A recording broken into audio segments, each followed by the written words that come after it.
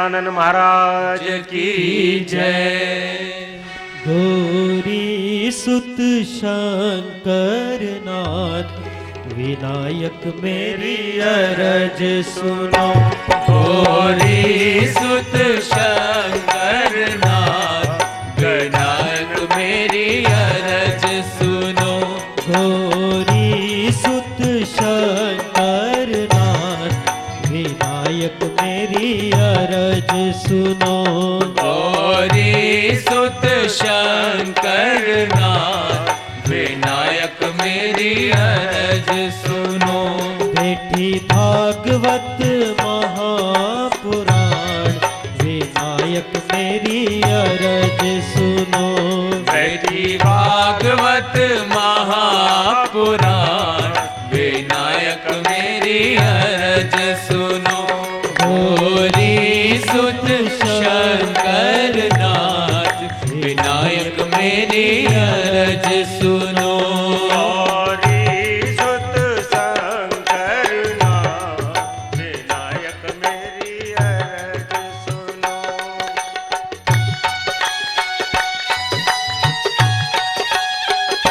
गणेश जी महाराज की जय हो। बोलिए चिंतामण गणेश की जय हो।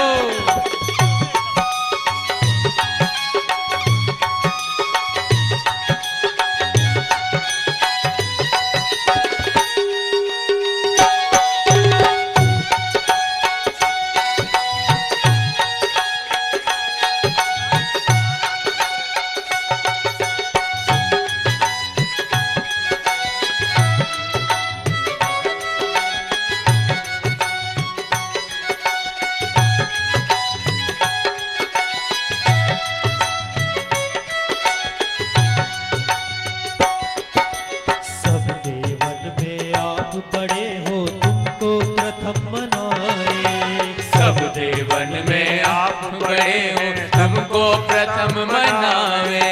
सब देवन में आप बड़े हो तुमको प्रथम मनाए। सब देवन में आप बड़े हैं तुमको प्रथम मनावे। घर में गणपति सदा विराजे कारज शुभ करावे। घर में गणपति सदा विराजे कारज शुभ करावे। सत्य रिद्धि सिद्धि जय हो। सत्य रिद्धि सिद्धि आओ आज विनायक मेरी अरज सुनो। गौरी सुत शंकर नाथ विनायक मेरी अरज सुनो।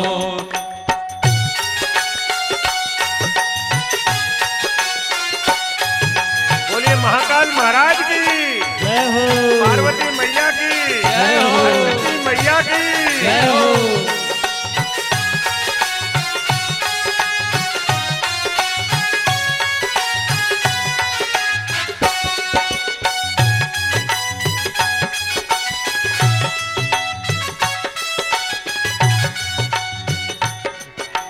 देवा फल मोदक और लड्डू जिनको भोग लगावे। मेवा फल मोदक और लड्डू जिनको भोग लगावे। सखी सहेली मिल कर के सब मंगल आरती गावे। सखी सहेली मिल कर के सब मंगल आरती गावे। देव पिल कर जय हो। देव पिल कर चवर ढुलाए। विनायक मेरी अरज सुनो। गौरी सुत शंकर नाथ विनायक मेरी अरज सुनो। बेटी भागवत महापुराण विनायक मेरी अरज सुनो। बेटी भागवत महापुराण विनायक मेरी अरज सुनो।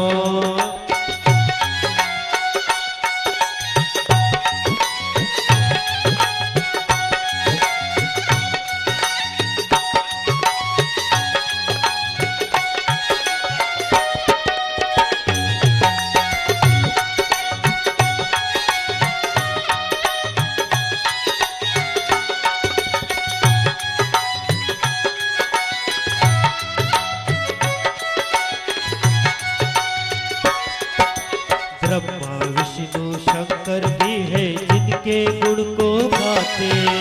ब्रह्मा विष्णु शंकर भी है जिनके गुण को गाते। महिमा का वर्णन तो देवी देव मुझे ना पाते। महिमा का वर्णन तो देवी देव मुनि ना पाते। मिलकर जय हो सब मिलकर शीश झुकाए। विनायक मेरी अरज सुनो, गौरी सुत शंकर नाथ।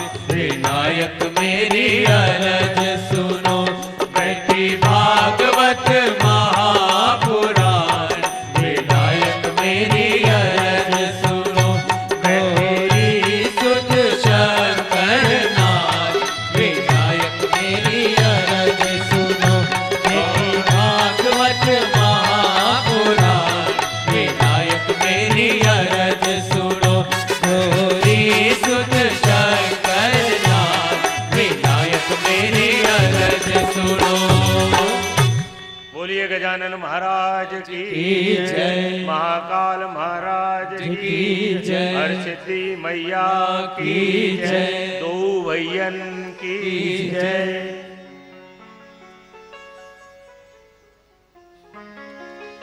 सूत जी महाराज सोनकद ऋषियों से कहते हैं कि काल ब्याल मुख ग्रास त्रास निर्नाश है तबे श्रीमद् भागवतम शास्त्रम कलौ कीरेण भाषितम। सूत जी महाराज कहते हैं कि ये कैसी कथा है। ये भैया काल ग्रास मुख त्रास, माने काल के मुख से छुड़ाने वाली कथा है। और सूत जी कहते हैं कि हे सोनकद ऋषियों, मैं आपको वही बात सुनाऊंगा जो भागवत जी में लिखी है और जो भागवत जी की आज्ञा है। और भागवत कथा का कितना अधिक पुण्य है कि जन्मांतरे भवेत पुण्यम तदम भागवतम लभेत। कितना पुण्य है कि जन्मांतरे भवेत पुण्यम, माने जब व्यक्ति के जीवन में अनेक जन्मों के पुण्य उदय हो जाते हैं। भैया ये एक जन्म के पुण्य का काम नहीं है, ना तो भागवत की कथा को सुनना, ना भागवत की कथा को कहना, और ना भागवत की कथा को आयोजन करना। सूत जी कहते हैं कि जन्मांतरे भवेत पुण्यम, जन्मांतरे भवेत पुण्यम तदम भागवतम लभेत। जब जन्म जन्म के पुण्य व्यक्ति के जीवन में उदय हो जाते हैं, तभी ये भागवत की कथा को व्यक्ति सुन पाता है, कह पाता है और करा पाता है। बहुत से लोग मंदिर के सामने रहते हैं, पर भैया कितने लोग मंदिर का दर्शन करने जाते हैं नित्य? बहुत कम। और कितने लोग गंगा जी के किनारे रहते हैं, और कितने लोगों का गंगा में नित्य दर्शन, नित्य स्नान, नित्य आचमन। तो जिनके जीवन में अति पुण्य उदय होते हैं, जिनके जीवन में जन्म जन्म के पुण्य जब उदय होते हैं, तभी भागवत की कथा का श्रवण होता है। और वो कब होता है कि बिनु सत्संग विवेक न होई, राम कृपा बिनु सुलभ न सोई। बिनु सत्संग विवेक न होई, राम पातिन सुलभ न सोई। जब तक भगवान की कृपा नहीं होती, जब तक ये भागवत की कृपा श्रवण का अधिकारी नहीं बनता व्यक्ति। एक बार जब सुखदेव जी महाराज भागवत की कथा को परीक्षित को सुनाने की तैयारी कर रहे थे, उसी समय सुखदेव जी महाराज के पास देवता लोग आए हैं अमृत का कलश लेकर, और अमृत का कलश लेकर के देवता लोग सुखदेव जी को कहते हैं कि सुखदेव जी, आप ये अमृत का कलश परीक्षित को पिला दीजिए, जिससे परीक्षित की मृत्यु नहीं होगी, और ये कथामृत हमको पान कराए। तो सुखदेव जी कहते हैं, कत्सुदह का कथा लोके, हे देवताओं, ऐसा संसार में कौन मूर्ख प्राणी होगा कि जो ये माणक के समान श्रीमद् भागवत कथा और कांच के समान ये तुम्हारा अमृत, तो कौन ये कांच के समान अमृत को लेकर ये मणि के समान भागवत कथा को देगा। अवक्तांश न विज्ञाय न ददौ सा कथा अमृत। देवताओं का अभिमान हो गया, और देवताओं ने विचार किया कि देखते हैं कैसे इस भागवत कथा को सुनकर परीक्षित की मुक्ति होती है। भागवत कथा हुई, 7 दिन तक चली और परीक्षित की मुक्ति हो गई। जब देवताओं ने सुना कि महाराज परीक्षित की मुक्ति हो गई है, तो सभी देवता पहुंचे हैं ब्रह्मा जी के पास, और ब्रह्मा जी के पास जाकर कहने लगे कि ब्रह्मा जी, क्या भागवत की कथा को सुनकर मुक्ति हो जाती है? तो ब्रह्मा जी ने कहा, ब्रह्मा जी ने एक तुला ली। भैया, ये कोई साधारण तुला नहीं है, ये मन रूपी तुला है। और मन रूपी तुला में ब्रह्मा जी ने क्या किया कि एक तुला में तो रखी श्रीमद् भागवत, और दूसरे तुला में रखे मुक्ति के सभी साधन। तो जो भैया श्रीमद् भागवत का जो तुला था वो भारी पड़ गया। बोले श्रीमद् भागवत महापुराण की जय। और ब्रह्मा जी ने कहा कि मैंने रे भगवत रूपम शास्त्रम भागवतम कलो,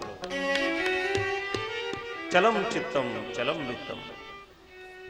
भगवान कहते हैं कि भैया, ये जो चित्त है ना, ये चलायमान है। उनने कहा बैठे हैं तो भागवत कथा में, उनने कहा घर में सब्जी क्या बन रही होगी?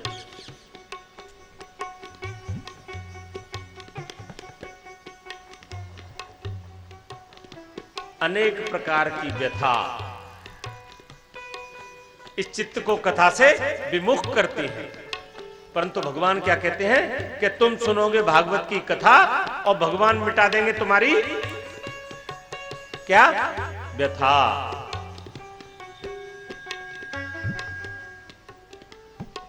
तो चलम चित्तम, चित्त चलायमान है। और भैया चलम वित्तम, वित्त, वित्त माने धन। बड़े बड़े राजाओं के राजमहल चले गए, और जिनके पास कल तक कुछ नहीं था, गोविंद की कृपा से वो मालो माल हो गए। चलम चित्तम चलम वित्तम चलम जीवन यौवने। बाल्यकाल, युवावस्था, और फिर क्या वृद्धावस्था। भगवान कहते हैं कि उद्धव, ये तो चला चली का खेला है मेरे भैया, चला चले ही संसारे। और ये संसार कैसा है? ये भी चलायमान है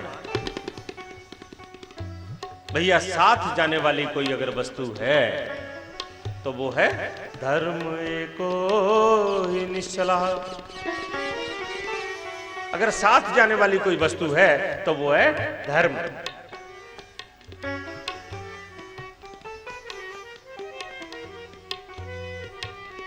भगवान कहते हैं कि धर्म का आश्रय करो, अपने जीवन में पुण्य बढ़ाओ, जितने पुण्य बढ़ा सकते हो उतने पुण्य बढ़ाओ।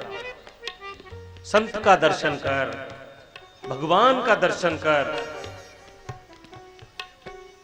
यथाशक्ति दक्षिणा दान देकर, चींटियों को आटा डालकर, गाय को कुत्ते को रोटी खिलाकर, जैसी ईश्वर की जिस पर जैसी कृपा हो, यथाशक्ति जो भी कर सकते हो अवश्य करना चाहिए।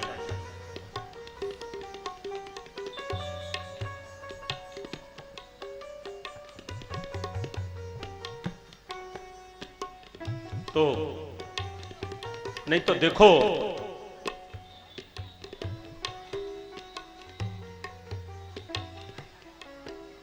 अगर कोई व्यक्ति धन कमाता है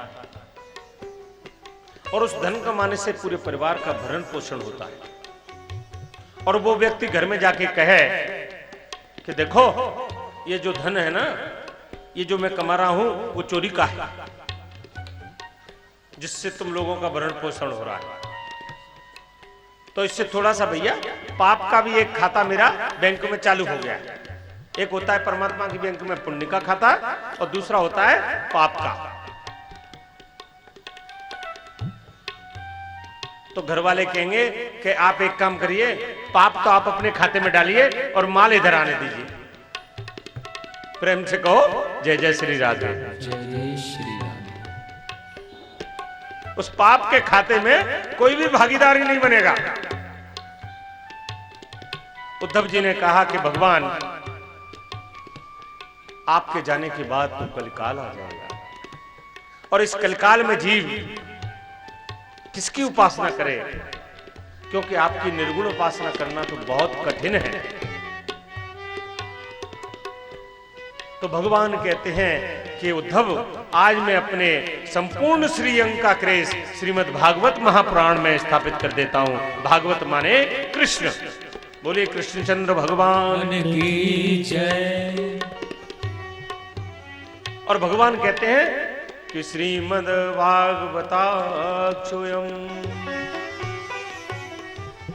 प्रत्यक्ष कृष्ण एव हि स्वीकृतो असि मया नाथ मुक्त्यर्थं भवसागरे। स्वीकृतो असि मया नाथ मुक्त्यर्थं भवसागरे। सूत जी महाराज ने शौनकाद ऋषियों की शंका का समाधान किया। सूत जी महाराज कहते हैं कि एक बार ब्रह्मा के 4 पुत्र थे, सनक, सनंदन, सनातन और संत कुमार। ये चारों पुत्र भ्रमण करते करते गए बद्रीनाथ, और बद्रीनाथ में जाते हैं तो क्या देखते हैं कि सामने से नारद जी चले आ रहे हैं। श्रीमन नारायण, श्रीमन नारायण।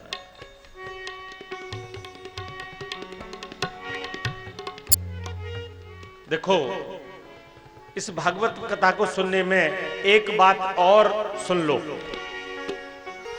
तो क्या है कि जब नारद जी को देखा सनत कुमारों ने, तो नारद जी को देखकर सनत कुमारों ने कहा कि नारद जी आप बड़े व्याकुल लग रहे हैं। और देखो, संत का चित्त तो बड़ा शांत होता है। तो नारद जी ने कहा कि अहम तो पृथ्वी यातो ज्ञात्वा सर्वोत्तमामिति पुष्करम प्रयागम च गोदावरीम काशी गोदावरीम तथा। नारद जी कहते हैं कि हे सनत कुमार, मैं पुष्कर गया, श्रीरंग गया, रामेश्वरम गया, सेतुबंधु गया, अनेक तीर्थों में गया, परंतु मेरे मन को शांति नहीं मिली। मैंने देखा कि संसार में जितने भी लोग हैं वो सिर्फ एक ही काम कर रहे हैं, उदरम भरनो जीवा, बराका कूट वासना। क्या कर रहे हैं लोग कि अपने पेट को भर रहे हैं और क्या कर रहे हैं, मिथ्या का भाषण। नारद जी कहते हैं कि जब जब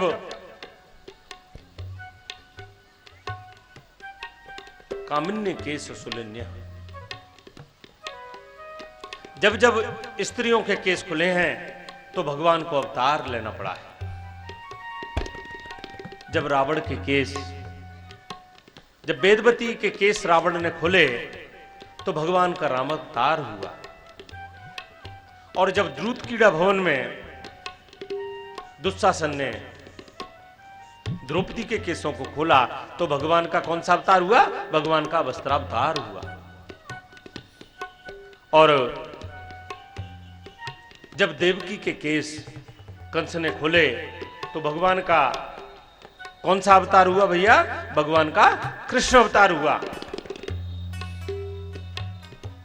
तो एक महात्मा ने पूछा कि भैया अब भगवान का अवतार नहीं होता क्या? तो कहने लगे कि अब तो माता बहनें केस खोल के ही रहती हैं, तो भगवान को अवतार लेने की आवश्यकता ही नहीं। प्रेम से कहो श्री राधे।